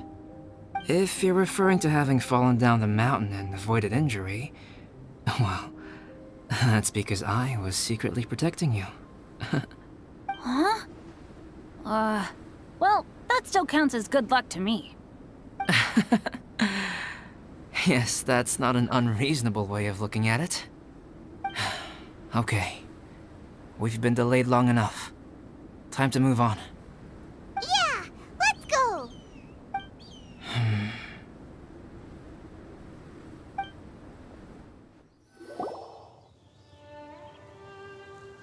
Woohoo! I'm back! Cyrus doesn't seem to be here. He must have headed up the mountain. Let's wait for him here. Amber, are you feeling better? Yep, all good now. Nothing to worry about. I don't know what I'd do without you guys. If not for you, I'd probably still be locked up in that cage. I really want to thank you all properly, but I can't think how at the moment. Huh? You must be pretty used to being on the receiving end of people's kindness by now, though, surely. You probably need it often enough, given your... situation. Come on, don't put it like that. Sure, plenty of people have shown me kindness before, but that doesn't mean I will ever take it for granted. No matter how many times people help me out in life, I will never forget any of them. Well, instead of repaying those who helped you, perhaps you could help others yourself. Everyone meets others in need from time to time. By choosing to be there for them, you're passing the kindness you received on to others. Yep, you're right. That's what I've always tried to do, and will always continue to do. Right. And when Cyrus gets back, I'll find some way to help him out too. This has been quite an eventful day. Yeah, it has. It's really hit me how tired I am now that I've started to relax. I need to rest. Everyone, please excuse me for a while. Yeah, I need to get some water and maybe a piece of fruit. Once I'm rested up, I need to get back to being an instructor again. Well, it looks like the curse of the mountaineers who couldn't get off the mountain is finally broken. Feels like an action-packed chapter has come to a close. Shall we find somewhere to rest and chat too? Why not? Then please, come with me. You sensed something too, didn't you? Then let's go. Huh? Are you going back to your camp again? Paimon thought maybe we could talk here. Okay. Might as well come with you. Good. Shall we set off right away?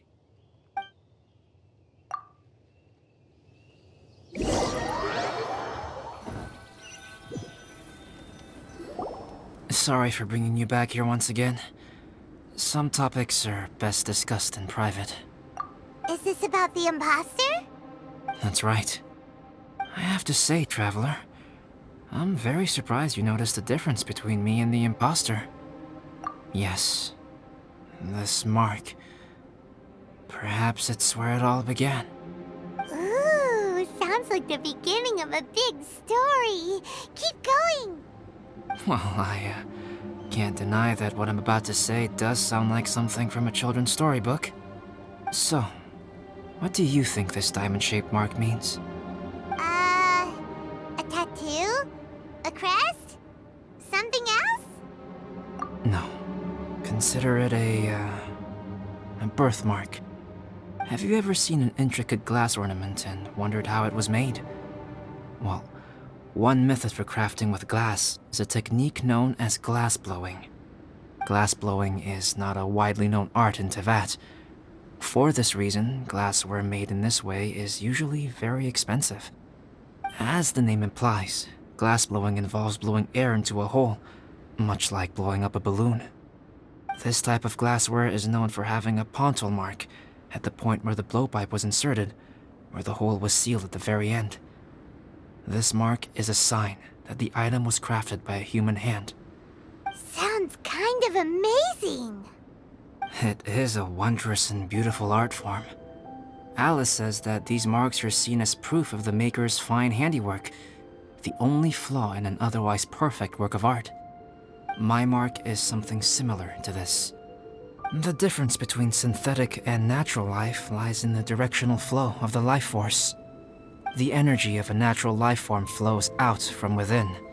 That's why flower buds bloom and curled leaves unfold. And it's the very reason we watch and wonder at blossoming flowers. Creating life artificially, on the other hand, involves, to a certain extent, the introduction of an external source of energy into the embryonic life form.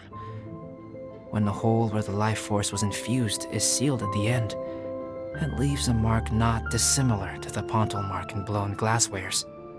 The alchemical substance drips and spreads out in all directions, resulting in this rather ingenious diamond shape. Wow, so that's where it came from. This mark is a sign of my artificial origins. and proof of my imperfection as a human. I presume that the impostor intentionally avoided replicating this mark so as not to become less than perfect himself.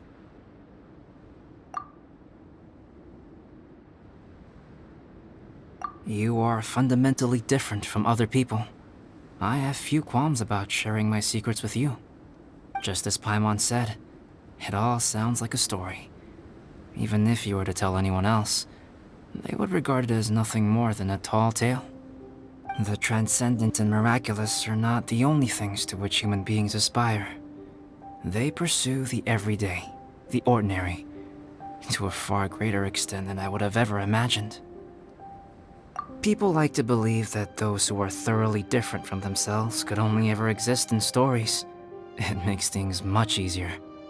Or, in other words, all the unfathomable things we've seen recently would make good material for a novel.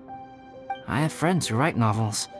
If they wrote this story, it'd probably be even more complex. Making up stories is easy. Even Paimon can do that. Oh. I didn't know you had that kind of talent. Paimon's the best guide into that. Making up stories is a piece of cake. In that case, how about we have a storytelling contest? We can base our stories on the events of the last few days. Sounds great! But we still have to help out the Adventurers Guild. I understand. Creativity is something that cannot be rushed. Take your time, and come back when you have found some inspiration. We'll see whose story is more compelling. Deal! Okay, we'll regroup with the Adventurers Guild for now. Sure.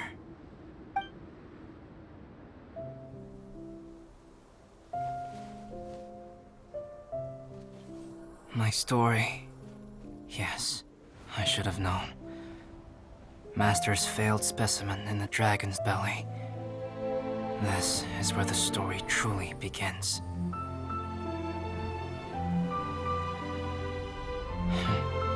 If we switched places, if you were the survivor, then as the abandoned experiment, the failure of the primordial human project, I'd want to replace you too. I would replicate your appearance, study your alchemy, and create miraculous life forms to divert your attention.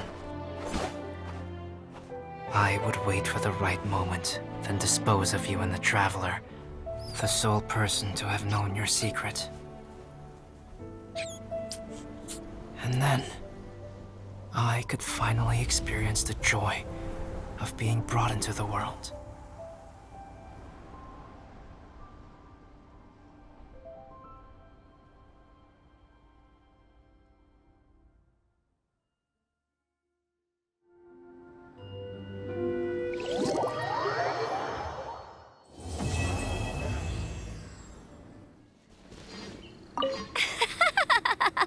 It's been ages since I built a snowman. It's so fun.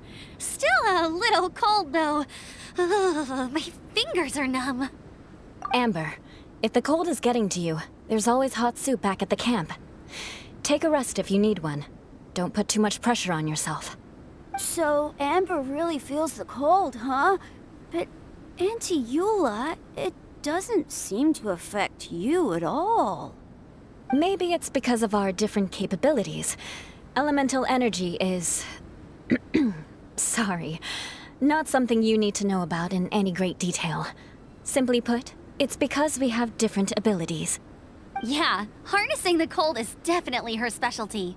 In fact, in summertime, just standing next to her cools me down. Huh? Capability? I didn't really get it, but never mind. I like snowmen too.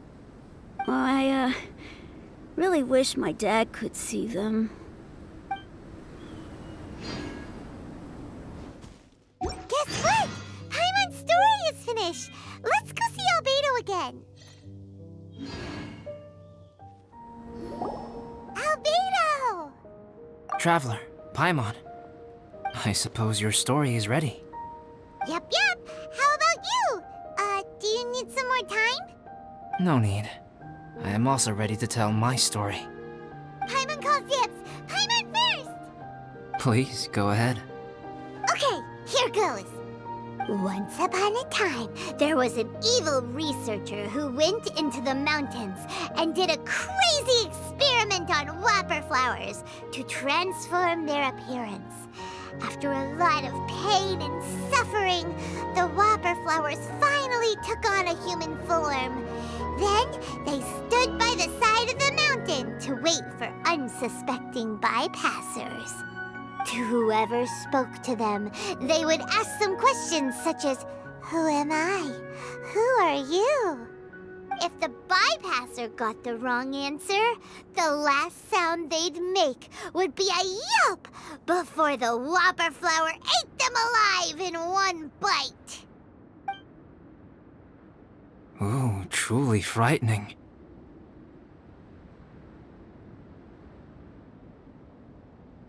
What the? You two aren't scared at all!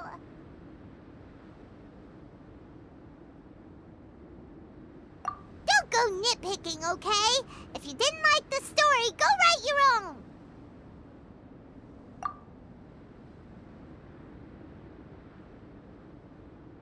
In other words, the whopper flowers would ambush and then completely replace their victims.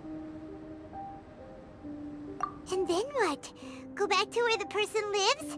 Enter their home? Eat their whole family? Paimon made up this story, but now Paimon's the one who's scared by it. It's a good story. Oh, may I write it down? I may bring it up in future conversations. What for? Just to scare people with? Yes. You've got a real mean streak, Albedo.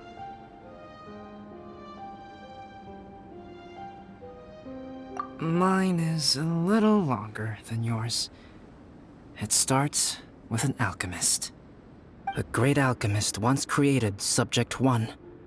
Subject 1 was her proudest achievement, and successfully blended into human society.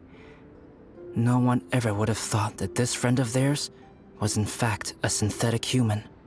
However, unbeknownst to Subject 1, the alchemist had tried the same experiment many times before he had come into being. Some of the rejects from failed experiments had been discarded, but had not died. Subject 2 was one such failed experiment.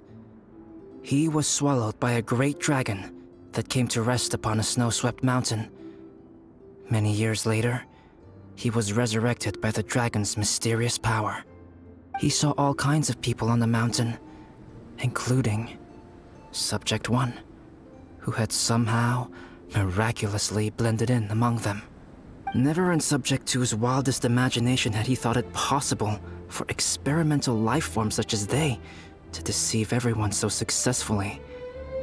He saw the way humans accepted Subject 1 as a friend, witnessed their affection as they addressed him by name. This was what Subject 2 wanted. Now, all that Subject 2 desired was to replace Subject 1 and take the joy of his existence for himself. This is giving Paimon the chills. So scary. Subject 2 began to unfold his plan. He stole Subject 1's books and notes and studied all that Subject 1 had learned from the alchemist. Subject 2 was highly intelligent, and he learned quickly. He changed his face into an exact replica of Subject 1's face. Then, he found a plant with mimicry capabilities and transformed it using dragon blood and alchemy. And so, not only did Subject 2 transform his own appearance to perfectly match that of Subject 1, he also created a third entity, Subject 3. What? There's 3 of them now? But Subject 2 wanted to become a perfected human. So, he erased a mark on both his and Subject 3's necks, for these marks were symbols of imperfection.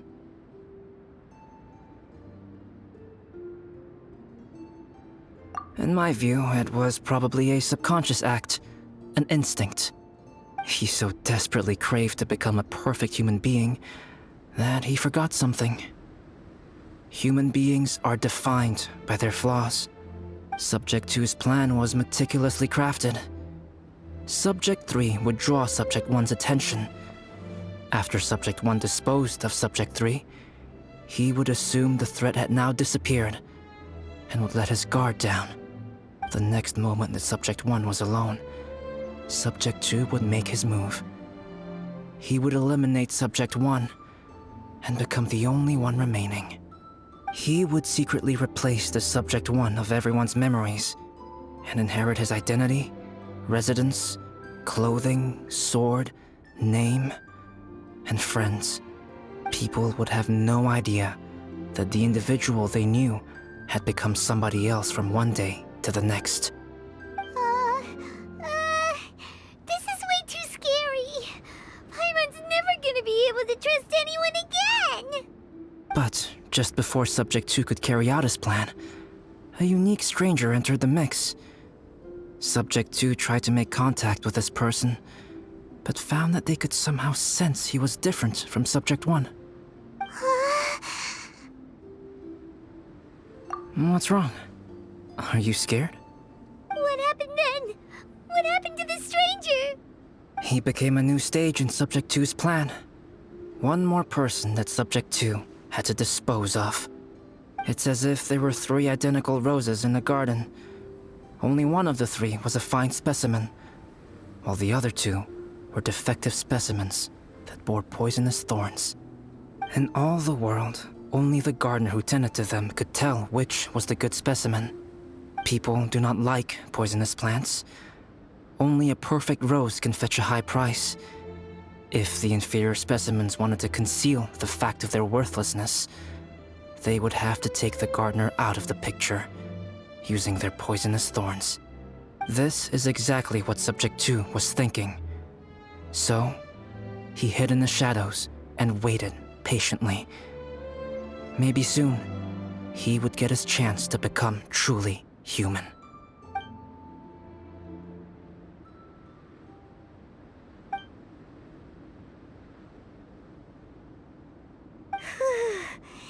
That was intense! So what happened after that? Did Subject 2's plan succeed? Paimon can't bear thinking about it. Fortunately, it is just a story. And even in this story, Subject 2 did not succeed. But you can never let your guard down on Dragonspine. Monsters mutated with Durin's power and blood are also creatures of Rhine-Daughter, just like me. You must beware of all such creatures. I'm glad to hear that. It's okay. I know what I am. You and I are both different, so there is no need for me to hide the truth from you. The only thing is that sometimes, when I think about how mighty the power of alchemy is, I feel so small.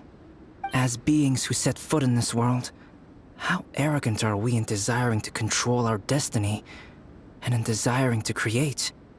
Is creation an arrogant act, traveler? If not, why do we call the ones that created us and control us gods? If it is, then what qualifies us to call ourselves creators? How far must we take our reverence and respect, and what purpose does it serve?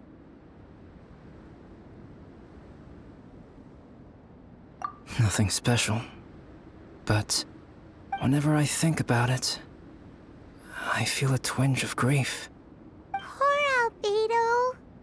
Hello? Traveler, are you here? Hey, is that Amber? Thought we might find you here. We're here to deliver a message from Cyrus. There's gonna be a big event down at the base camp, and they want you there too, Traveler. Winter camp is nearing its end. Apparently, even provisional instructors are required to attend. Looks like we need to go, Albedo. Bye for now. Then I won't keep you. I have some things to attend to here, so forgive me for not seeing you down. Don't worry about it. There have been no issues getting up and down the mountain recently. Is everyone ready? Let's not keep them waiting.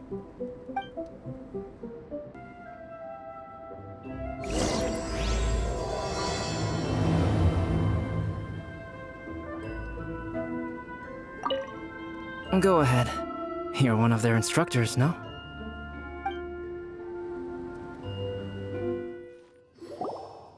Huh? Who is this guy? Allow me to introduce Yozerf. He's Joel's father. Dad, this is that traveler I was telling you about. The traveler's helped me out loads in the past, and this time we even built a snowman together. Joel has told me everything about you. I can't thank you enough. Wow! This is amazing! Wait a second. Why is Cyrus discreetly wiping tears away? And what is Pallid doing here? Pallid is the hero of the hour this time. Go on, Pallid. Tell us what happened in your own words. Okay. The weather was fine on that fateful day, and I had a feeling that Lady Luck was smiling down on me. So I trusted my gut and set off to explore somewhere new, somewhere dangerous. Because where there is great danger, there is also great treasure. Why does this sound so hard to believe? But I had only been away from the group for a short while when I fell down a slope and just started rolling. Uh-oh. Did my bad luck rub off on him when we ran into each other on the mountain? The place I fell to was somewhere I didn't recognize, and I'd sustained a few injuries. I remember thinking to myself, this is the worst luck I've ever had in my whole life. Then I met Yozerf. He'd heard the sound of me falling and came out to see what was going on. Huh? Wow! So it was completely by chance then! I thought he must have been someone from the Adventurers Guild here for the event, but after a few words of conversation, it was clear that he was having memory problems. He didn't even know his own name. The temperature was freezing, and there was no time to deal with all that there and then, so I convinced him to come back to the camp with me and figure everything else out after we got there. We got back to the camp, ran into Joel, and the moment he saw him, he froze for a second with this completely stunned expression on his face, and then he started crying out, "Dad! Dad!" That's when Yozerf suddenly started to remember. My memory has still not fully recovered, but Joel and his mother, they are the only ones that I will not, no, that I cannot forget. Daddy. Daddy's right here, Joel. Daddy's right here. Yozerf, don't you remember anything else at all? The poor princess? Feeding the foxes? I'm sorry. I have no recollection. Maybe it's because of the head trauma. I'm not sure. I woke up and found myself covered in blood. My things were gone, and there was nothing to indicate who I was or how I got there. I crawled into a cave and settled in for a slow recovery. After my legs and feet were a little better, my hunting skills were what kept me alive. Dad, I was so worried about you. I'm all right now, Joel. Oh, don't cry. Daddy's not going anywhere. I'm here to stay. Oh, this is good. This is good. You know what, though? I definitely think my luck got worse after running into Benin on that mountain. I knew it. I just... No. I just meant if it weren't for you, there's no way I ever would have run into Yozerf on a mountain this huge. Besides, we got back safely, didn't we? So don't blame yourself. Maybe sometimes miracles can only happen when you get just unlucky enough. Pallid. When did you become such a smooth talker, huh? Huh? Am I? I was just telling the truth. Oh, yeah. I want to say thank you to the Traveler, Uncle Cyrus, Auntie Eula, and Auntie Amber. Thanks, everyone.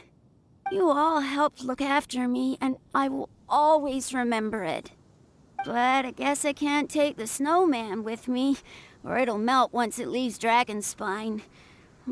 It's such a shame. Oh, I can help with that. One moment. Huh? Eula? Here, take this. It's powdered rime. Just add it to your snowman, and it will never melt. Wow! Really? Oh, this This is awesome! You're the best, Auntie Eula! Dad, I have an unmeltable snowman now! How cool is that? How can I ever repay you all?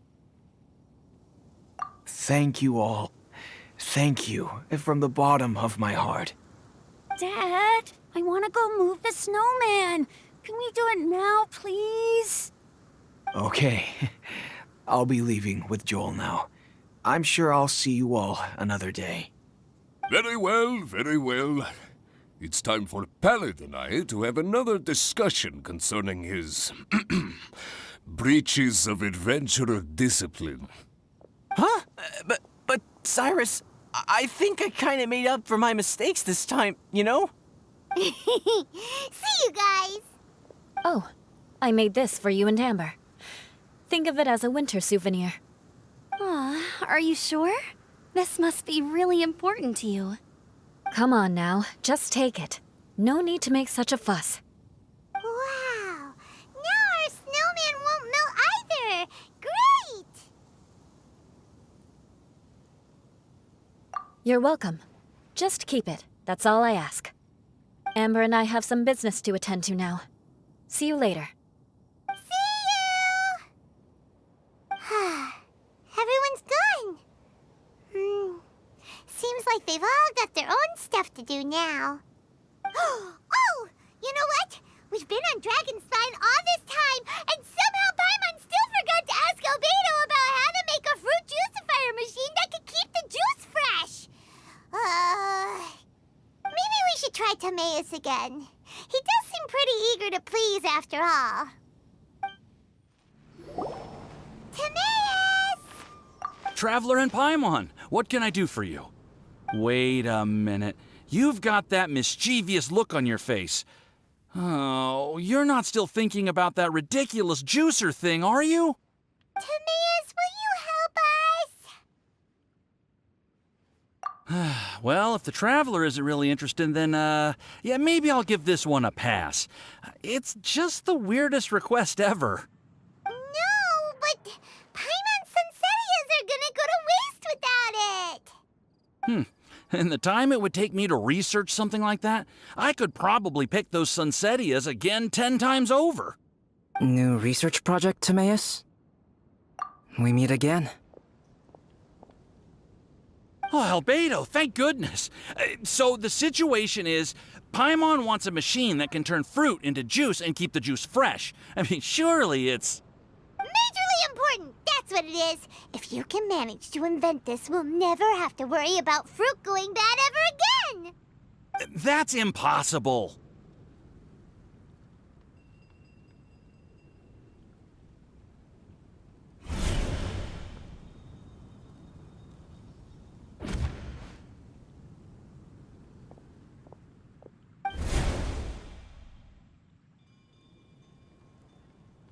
Turning fruit into juice is not hard, but keeping it fresh is more difficult.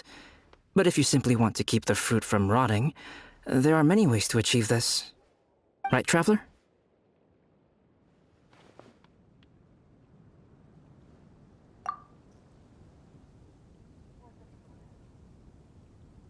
What about his neck? What's wrong? Is there something on my neck? From the look on your face, it's as if you thought I just played a practical joke on you that was in exceedingly poor taste.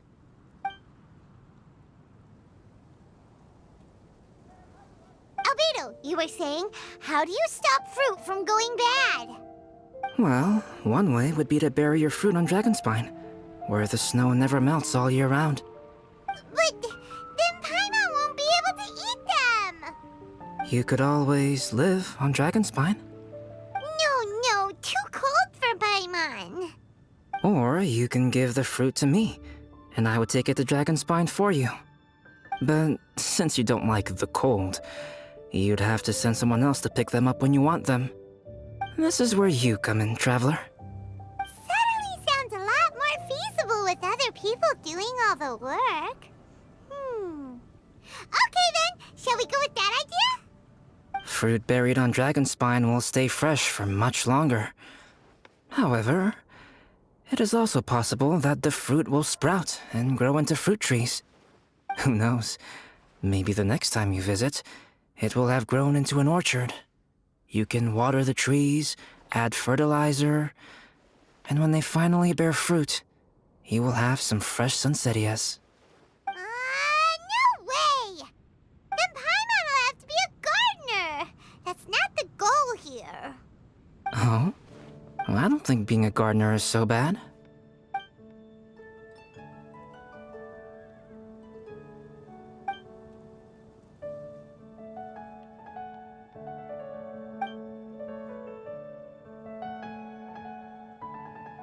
Albedo! Stop trying to get your hands on Paimon's super sweet Sinzetias! It bothers you, does it? Of course it bothers Paimon! They are the rarest, super-duper sweetest Sinzetias ever! And they're not for you! Okay, but they're just Sunsettias. I think you're only so attached to them because you don't have much fruit of this quality in your possession. When someone's pockets are full and their spirit is fulfilled, they don't easily fall prey to this kind of yearning. Really?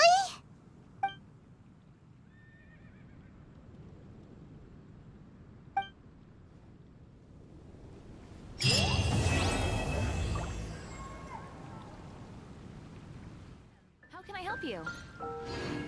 Dragonspine is too cold for ordinary fruit trees to survive. But if, one day, Dragonspine did become home to gardens and orchards, there would be more reasons for people to visit. Perhaps a little life is the key to attracting people. Life may exist in all kinds of unfathomable forms, and in all manner of unthinkable environments. Mysterious, yet tenacious. Perhaps this is what makes life so special.